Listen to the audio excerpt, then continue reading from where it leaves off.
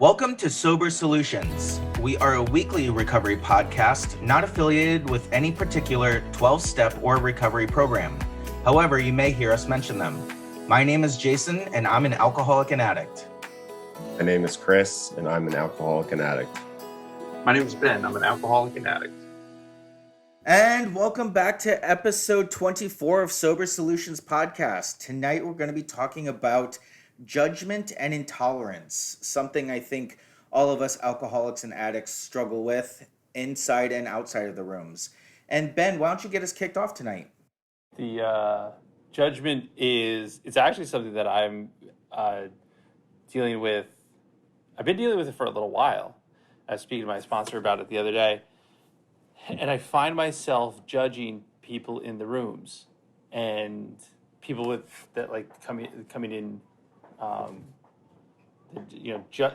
Just coming in now, and I don't know if it's because it's Zoom or I can't figure it out, but I spend time looking at the Hollywood squares of recovery, and I look and I go, I judge them. I just judge people based on their shares, based on how often they show up, how they participate, and I can't figure out why. So I was talking to my sponsor about it, and he brought up tolerance, and it's now that I've gotten past a year, and I don't look at myself as a newcomer in the time sense. It's this weird thing, and I don't know when it happened. I have no idea how it started. It just became this thing where I started to look at new people when they came in and said, I didn't do it like that. I came in with enthusiasm, and I came in with vigor, and I really wanted this. And then I look at people and I make a judgment about them and go, I wonder how serious that person is. And then if somebody goes out, I'm not surprised. In the back of my mind, I'm going, I knew it. I knew it. Told you so. And I don't know who I'm talking to because it's just me. It's just me. And it's just bothersome, to be honest with you, to make a judgment about a person that I don't even know when that didn't happen to me. People didn't judge me. Maybe they judged me when I said, when I would ramble on, but they didn't say it to me. And so I'd say, judgment and intolerance is it's a big pain in the ass. So where do you think that stems from? Is it fear-based? Is it, I feel like my program's better than yours? If you kind of thought about it, where would that come from? I think it's funny. This episode's not about ego, but ego just finds its way into everything. And I don't subconsciously, think my program is better than anybody because it works for me and all that good stuff. But I take this stuff so seriously. I take it like this is, we hear a lot of hyperbole about it's life or death. And, for some people, it literally is life or death. They go back out one more time and it could be death. With alcohol, it's not necessarily that way, but it's a metaphor for me that if I continue down the path that I was on, or if I get back on that path, then, obviously death is certain for all of us, but a much sooner death, comes into play. And so I take it so seriously, and I have seen the fruits of my labor to this point, and I don't know where there's somebody who came into the room probably 6 months ago or something, somewhere in that time frame, and he would always come, his shares were very up. There was something about them that I didn't like, and then he had his first son, and then every morning in the meetings, his son was on his lap, and I'm sitting there judging him because he's got his son on his lap, and for me, it's this, like, you gotta get it, man. Like, and it's not, I'm not speaking to him specifically, but like, this shit is no joke. You have to do this every single day, all the time, and even when you think you got it, you don't have it, and so for me, it's just, I just remember coming in like vulnerable and like not knowing at all what was going on. Like I just remember being completely lost, and I I don't know if it's I don't know, it's, I want to say, I don't think it's bitterness, but like I feel like if you come into the room and you look like you have your shit all together, my brain immediately goes, "Then what are you doing? How are you? What are you doing here if you have everything together and the shares are all good and you've got your higher power?" And for me, I think it was important that I identified it, number one. Number two, I spoke to my sponsor about it because I don't want this kind of stuff to manifest. I don't want this to go on. Like, yes, hopefully this is a phase and I stop judging people. Probably not, though, because I've always judged people. But yeah, no, it's a great question. I don't know if it's fear-based or I feel like it's probably ego-driven. Yeah, and we talked a little bit about that on our last episode. Having that ego and having that be a constant daily struggle. Chris, what do you think about this? It sounds to me that Ben has a preconceived notion of what he thinks his program is and comparing that to other people's program, whether that be a judgment or not. What are your thoughts on this topic?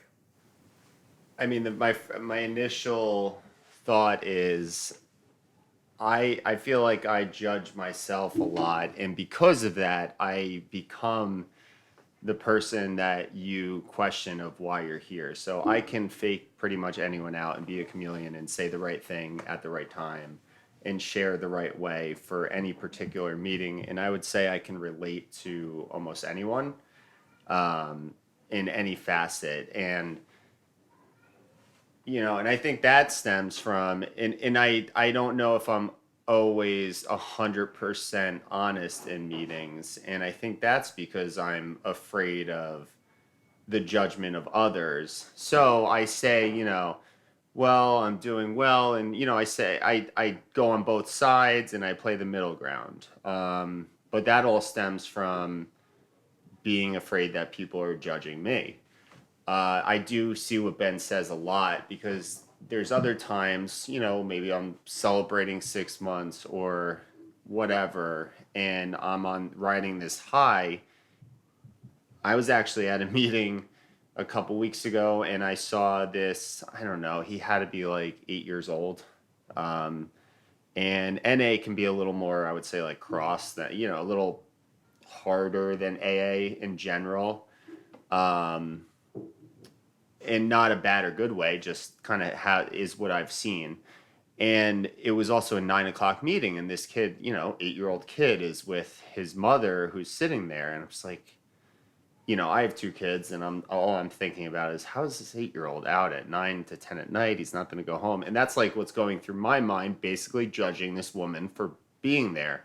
And it turns out that I think she was celebrating 10 years and her husband overdosed, and she couldn't get a babysitter that night, but she was at that meeting for other people, and I'm sitting there across the room, not even a year clean, judging this woman who's doing everything she can to be the best person she can. So I do see what Ben's saying.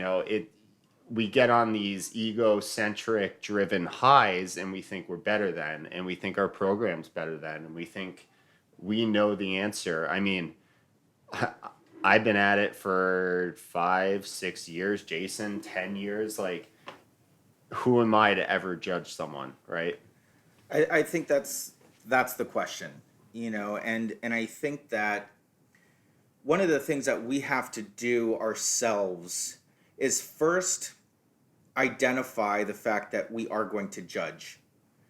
And we've talked about having that first thought and then that first action, or that first thought and the second thought. And knowing that I judge people, knowing that judgment is a character defect of mine. And even if I do work a program that include the 12 steps of recovery, and I work through steps 6 and 7 to rid myself of these character defects, you don't actually lose them. You just, for me, you learn how to manage them. You learn how to understand them so that I can catch myself in the act. And if I'm judging someone, or if I'm intolerant of someone, I can call myself out on it, do my 10th step where I review my day, tell on myself that, hey, you judged so-and-so, you were intolerant of XYZ. How am I going to be better tomorrow? And I think that self-awareness is a big piece of it. I just did a presentation for a conference last week on emotional intelligence. And one of the key components of emotional intelligence is self-awareness. And having that sense of self is so key to building relationships, communicating with other people, and being able to live the lives we need to live as sober people. So I definitely think that you're spot on.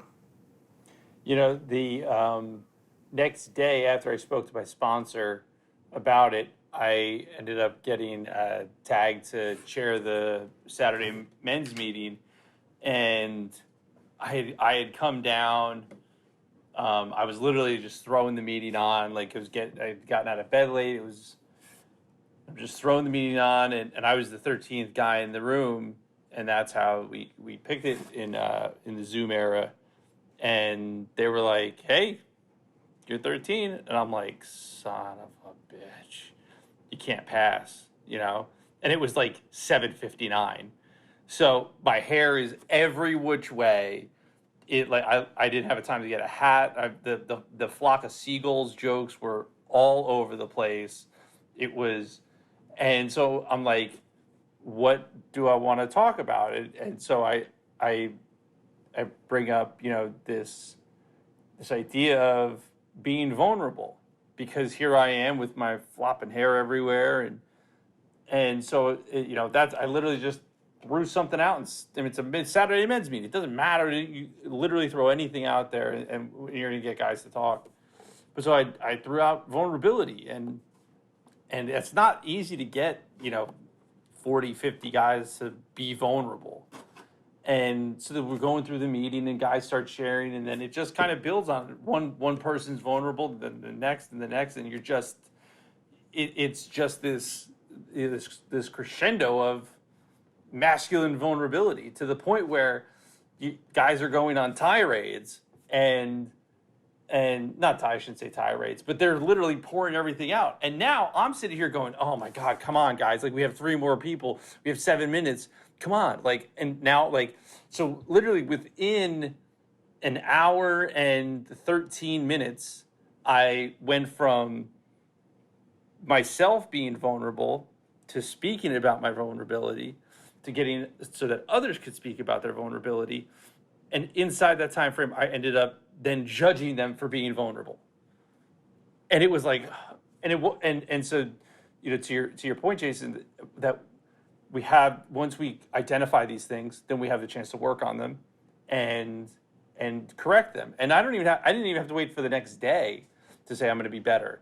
It was, oh, wait a second, hold on. Like, every one of these guys did exactly what you asked, and that takes a lot. That's not an easy thing to do, to be vulnerable, especially in an atmosphere where you're supposed to be, you know, the man. You're supposed to be macho, and I've got this shit.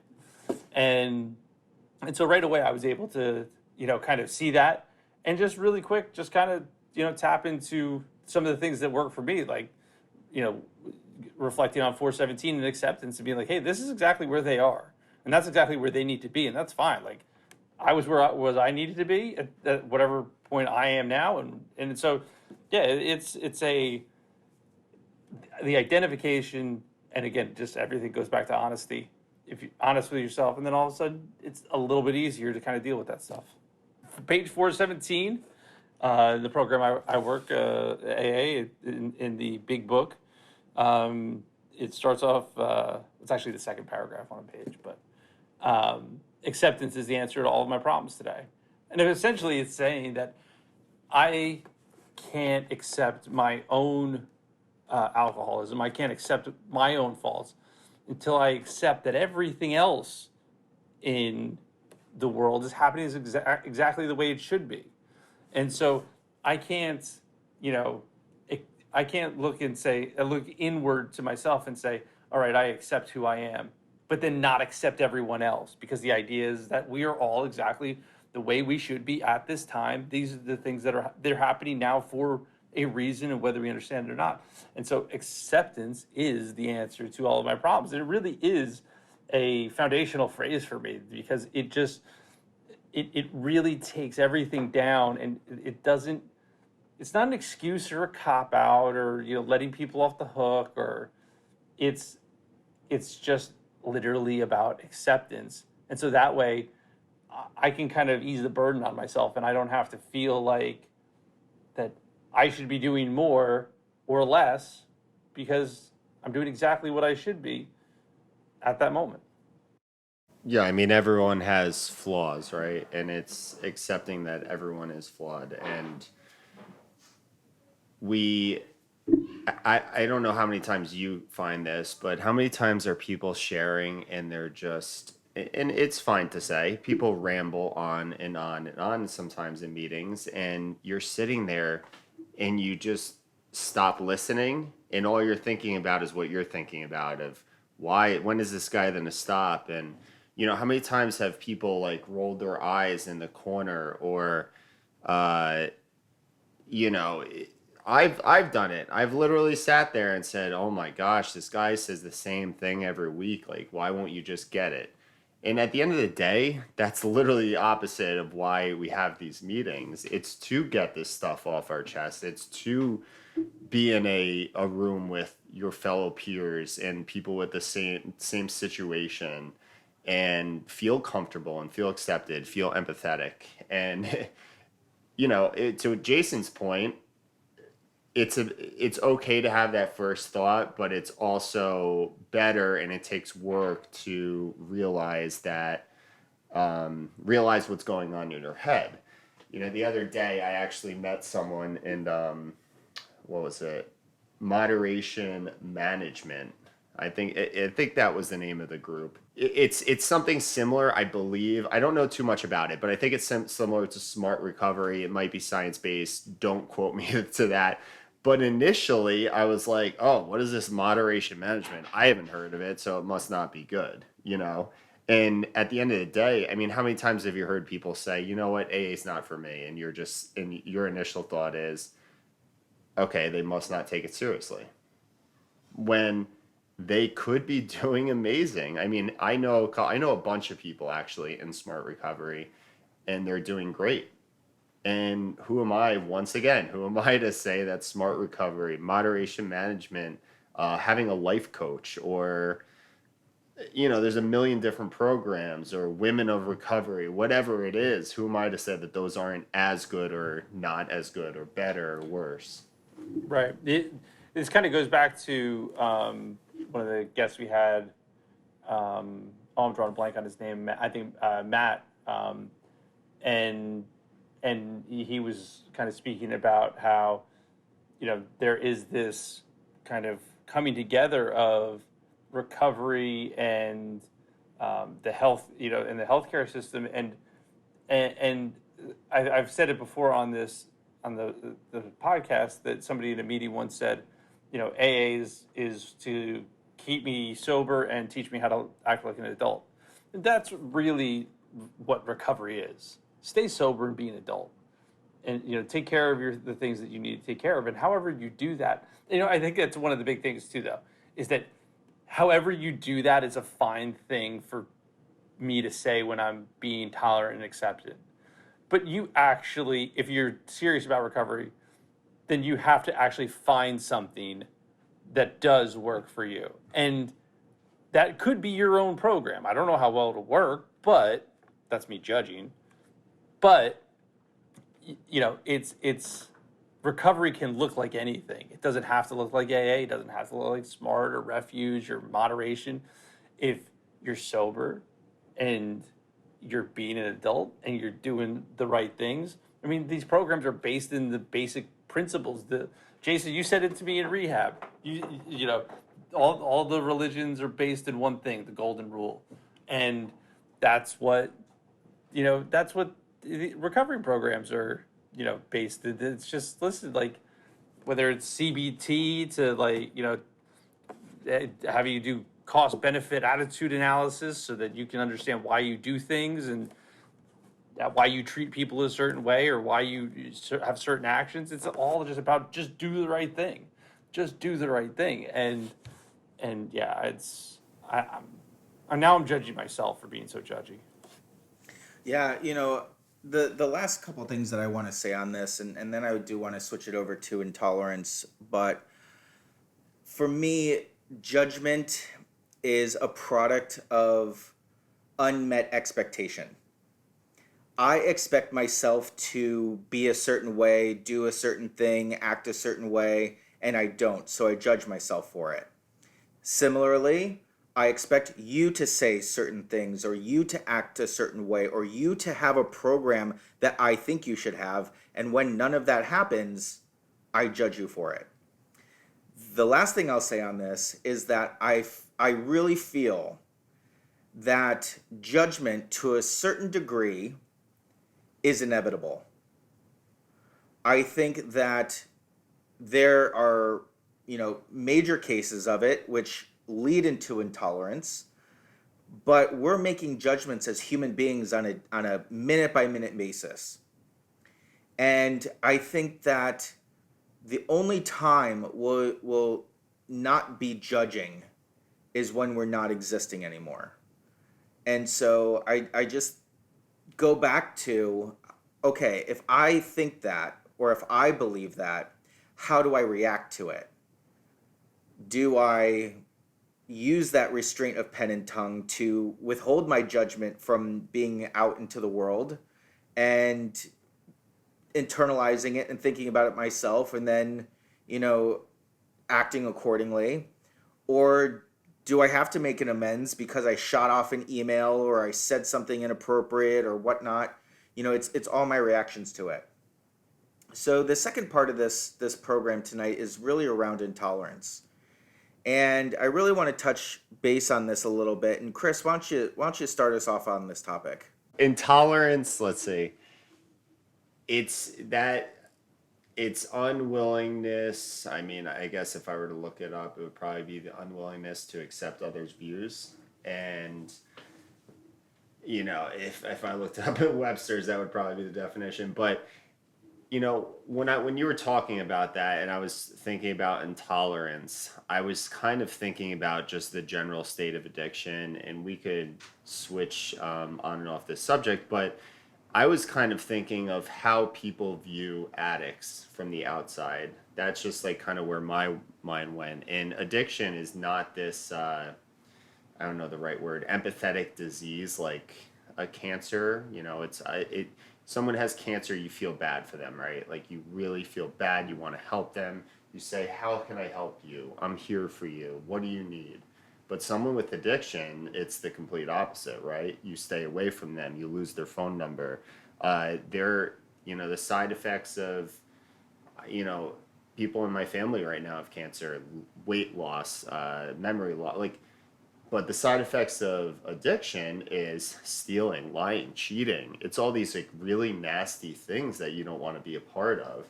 And I would say that people, and it's getting better through education, but people are very intolerant towards the disease of addiction. And that's kind of where my mind went. Yeah, and I was actually having this conversation with a friend the other day, and I found myself defending addiction as a disease, and I just got tired after like 5 minutes of doing it because I'm like, oh, this is a waste of my time. Like, I don't even care if this individual thinks like this was a choice or this wasn't a choice. And so intolerance of the disease is something that I think that we, deal with, which I think is why, you know, the support networks, cancer, cancer survivors and, patients have support groups, but, when we talk about these other diseases, you don't see the size of the support groups like AA, NA, all these different types of things, because it is such a just it's a black sheep, it's the black sheep of diseases, even when we talk about being tolerant of it, it is this scary thing, like Chris, like you said, the side effects are bad stuff. You're and so yeah, lack of education is a big issue, but yeah, I in terms of my own intolerance, and I think that kind of bleeds in there a little bit, is like I'm kind of intolerant of ignorance.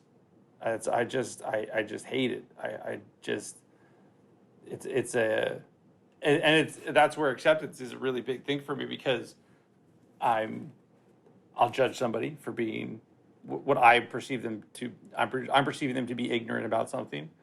I'm intolerant of it, and I'm not doing the thing that I'm not utilizing the coping mechanism of accepting that that's just where they're at. Maybe they haven't been exposed to somebody with addiction, or maybe the only people they have been exposed to are negative, just all negative experiences, for whatever reason. So yeah, it's intolerance and judgment kind of, obviously that's why we put them together in an episode, I think. But for me, acceptance it kind of cures both of them. It is why we put them together, and the idea behind it, for me at least, is that intolerance is that far right end of the spectrum where judgment has just become overwhelming, that you are just purely intolerant.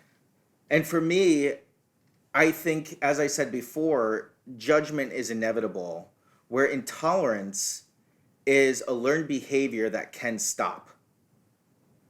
I think that as we become educated, as we grow more empathetic, intolerance can stop. And it has to be a learned skill, because, again, it'll go back to self-awareness. If I become self-aware and I practice that skill, the more that I'm able to understand the views, beliefs, opinions, and etc. of other people, then my degree of intolerance lessens. It doesn't mean I agree with people. I can be sitting in meetings, I could be sitting in the park listening to people talk about politics. I mean, it doesn't matter where I'm at. I can have a conversation with people now and not go to that extreme of intolerance. Here's a perfect example. My grandmother, God bless her soul, she is amazing, and she is so religious. I really think that she could be canonized as a saint. She is on EWTN every day, sends them money, and is constantly talking to me about the church and how her church is this and how, and before I had this conversation with her, she was always like, Jason, why don't you come back to the church? Jason, keep praying. Jason, keep doing this. And I finally, through the help of my sponsor, was able to say, hey, I accept and understand your religious beliefs. They just aren't mine.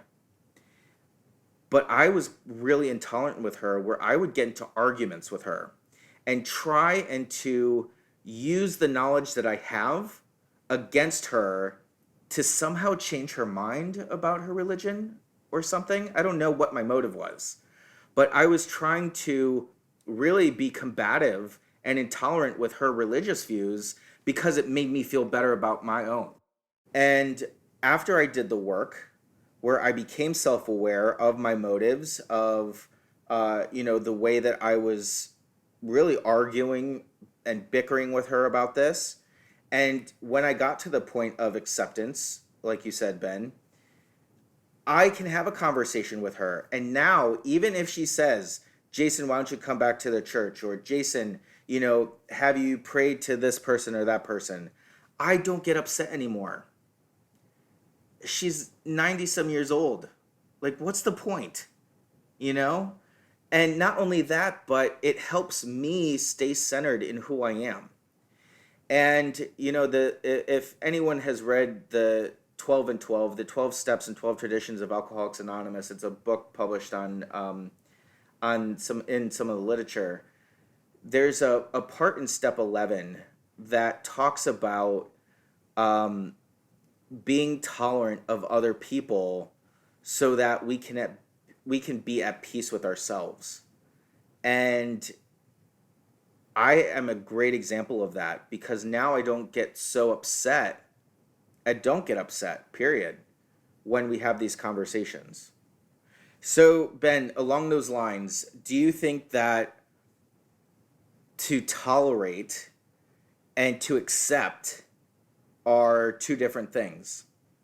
Because I said before, and I think that they have some degree of similarity, but when you said you can tolerate XYZ, I forget exactly what you said, my immediate reaction was, oh, I don't want to just be tolerated. I want to be understood. However, when we talk about tolerance, it has a different connotation to it. So what do you think about like tolerance, acceptance? I mean, I think that acceptance allows me to be tolerant. It's I put them hand in hand. If my intolerance level is way up, it's because I'm unaccepting of person, place, thing, or situation in my life. So I need to raise that acceptance level and get to a place of understanding so that it balances out my tolerance. So for those two kind of actually go hand in hand for me. And as I become more tolerant, my level of judgment goes down, because I'm now tolerant of more people. And then I'm realizing that, like you said in the situation with your grandmother, where you get to a point where, you accept and you tolerate it, and you kind of realize that it's not worth, the hurt feelings. It's not worth the bruised ego. It's not, for me, it's not worth, I really like kind of like what I was, in the story I was just referencing about trying to explain addiction as a disease. Like, I just kind of do a cost benefit, and it's like, I'm just going to tolerate the situation and accept that this is where this person's at,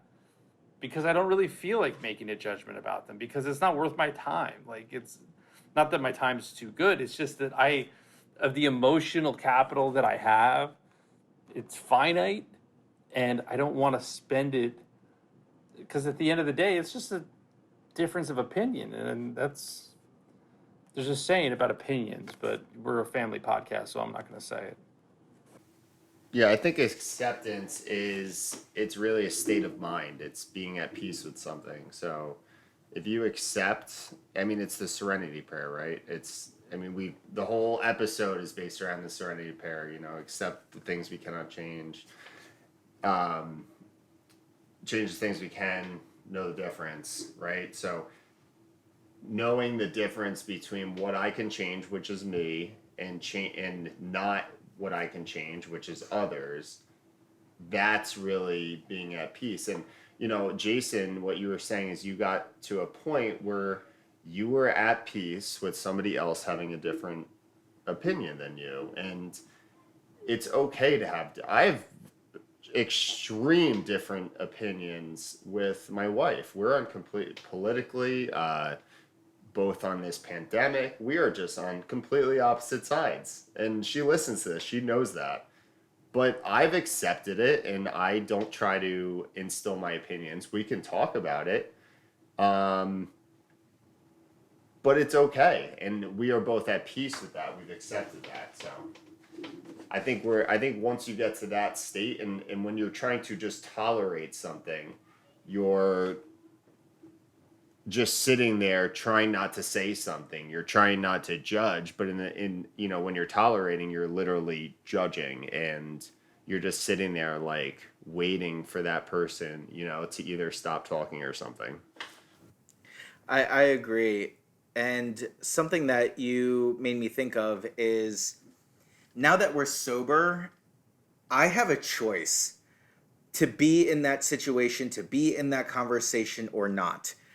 I have been thinking about how intolerant and how judgmental I am now of drunk people. When I go out, they drive me crazy. And it's funny and it's aggravating. One, because it reminds me of I must have been 10 times worse. Two, I just don't want to put up with that crap. And I just don't want to be around them. And then I remember, I have a choice. I can leave.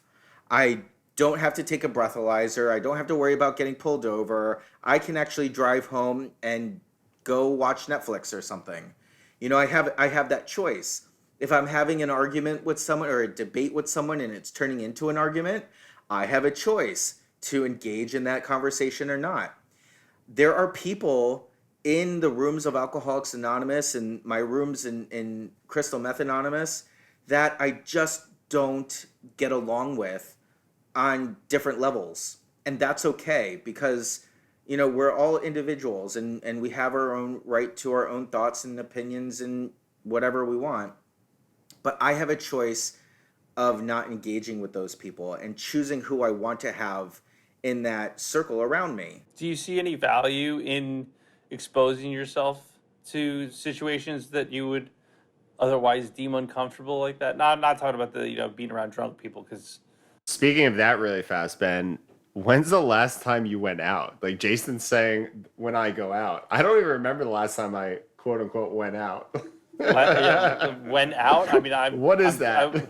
Well, it's funny when he was saying that, I'm like, do I have anything that relates? And honestly, like, it's like being around my family when they're drinking, and like they don't really get drunk, so it's like I don't even really remember what that's like. Do we have an episode on jealousy, or is that not? Right.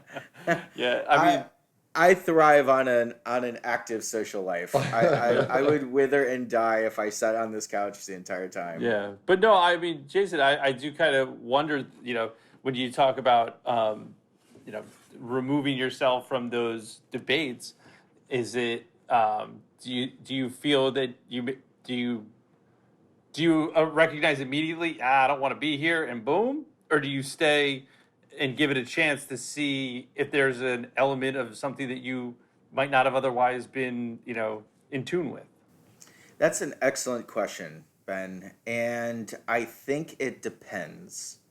I really think it depends on if I see that the conversation is healthy, if it is a debate and not an argument, if I am starting to learn something new. I have specific political affiliations, and I have friends who have other political affiliations. However, we can have conversations around politics that don't end up with, you're an asshole, no, you're an asshole, no, you're stupid, no, he's the god, or whatever. It doesn't end up like that.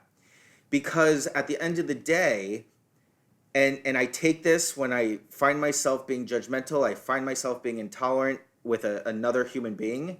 At the end of the day, I look at myself and I say, do I want to preserve this relationship? And if the answer is yes, then I do whatever I can to preserve that relationship. And sometimes it's, hey, it looks like we're at an impasse. I don't think that either of us are going to get anywhere with changing each other's minds. We've both started to spin ourselves in circles with our arguments. So let's just call it a day and go, I don't know, out. Yeah, yeah. Political arguments are just awful. That's why I stopped supporting the Whig Party. That that should have been on our political bad dad pun podcast. That's the other podcast. I'm at a loss for words. But I mean, to your point though, Jason, there's a difference between trying to change somebody's mind and learning something new, and I think that's again acceptance. I always wanted to win a debate. It wasn't even a debate. I kind of cringe at, if there weren't so many pictures of my daughters on Facebook, I would absolutely get rid of it, because the arguments that I had over the stupidest stuff, over Jets games and Mets games and politics and just Tim Tebow and just the disaster of it. You guys aren't sports fans, never mind. But hold on. Did you just tell me I'm not a sports fan? I watch football.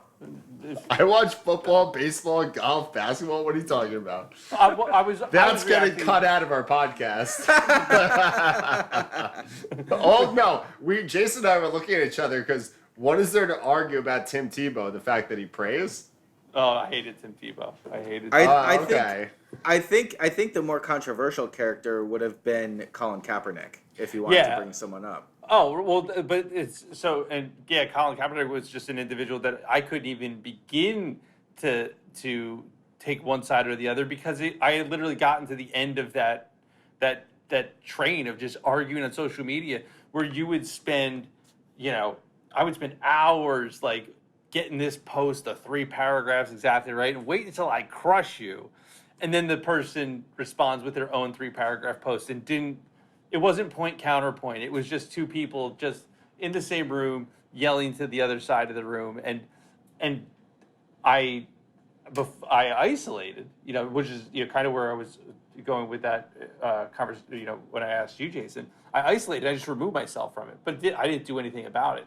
Now, because I have things like the ability to be tolerant of others, because I can accept where somebody else is at, I have a chance now to learn something new. And I also have, like you said, the choice to pull myself out of something that's really not going to create any value in my life. And the thing is that that's not healthy, to just go back and forth and lobbing these bombs at each other. I mean, it doesn't preserve a relationship. And I remember when we first came out of rehab, and someone in our group said, "Oh, I'm smoking pot."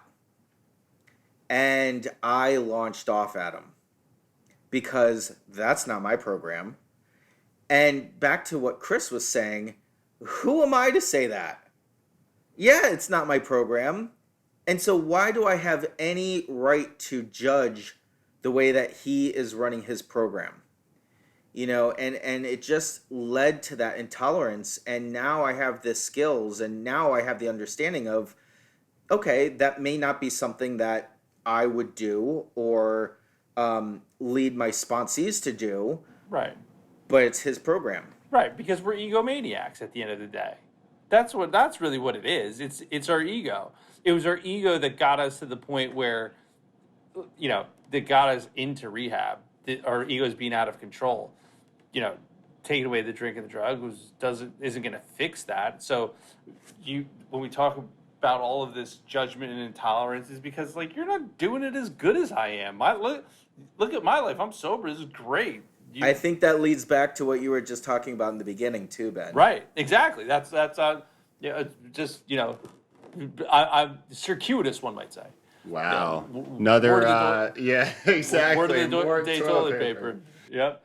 But yeah, that's it's just about acceptance, man.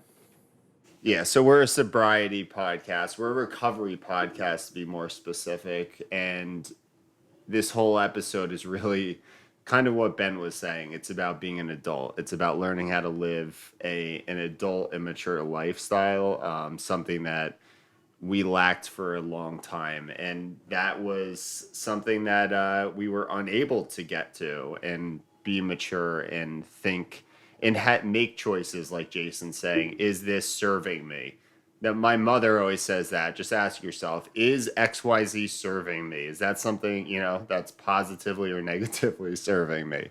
So although we're a recovery podcast, it's also life lessons here. It absolutely is life lessons because, for me at least, I'm not just a recovered drug addict and alcoholic. I'm so many things in life, and being in a recovery program is a big part and something that's woven in every single one of my decisions, but it's not my only part. And, to your point, Ben, these steps that I'm taking is a program for living. And it's not just about the drink or the drug, because when we take that away, we have an entire life around us. Well, I think that this is a great place to stop. If you are listening to the podcast and you'd like to weigh in, we'd love for you to leave a comment on our Instagram, Facebook, YouTube channel, or send us an email at sobersolutionspodcast@gmail.com.